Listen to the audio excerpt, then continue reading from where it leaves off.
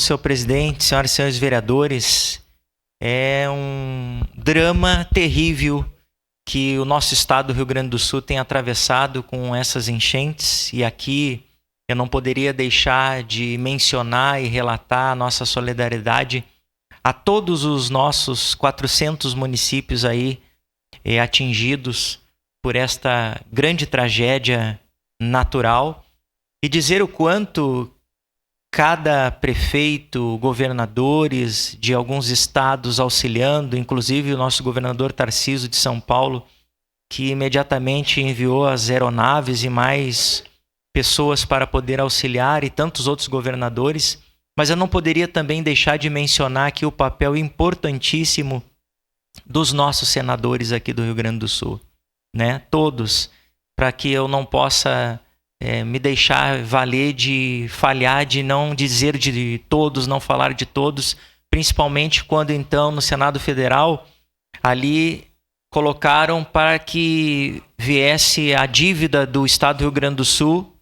ela deixar de ser cobrada pelo menos até o final do ano. Claro que foi a primeira alternativa,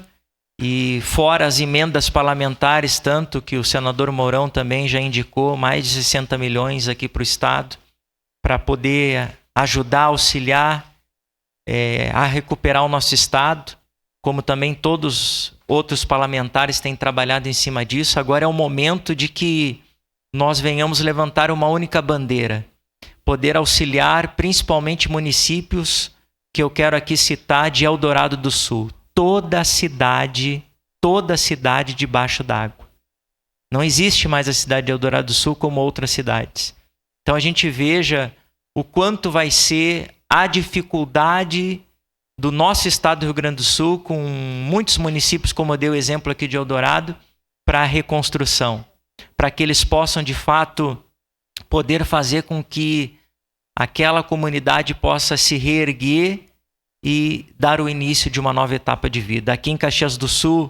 tanto o prefeito como os secretários e todos os agentes, e principalmente a nossa sociedade civil organizada, universidades, todos empenhados, colaborando para que possam, na distribuição de donativos, lá fazendo os trabalhos nos abrigos de uma forma ordenada. Enfim, nós temos a certeza absoluta, vereador Bressan,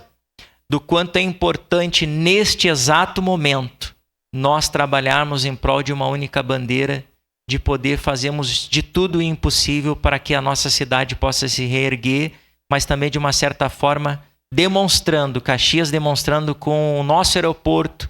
que é hoje referência não apenas estadual, mas nacional, para receber a ajuda humanitária para distribuição a todos os nossos municípios aqui do estado do Rio Grande do Sul. Era isso, senhor presidente, muito obrigado.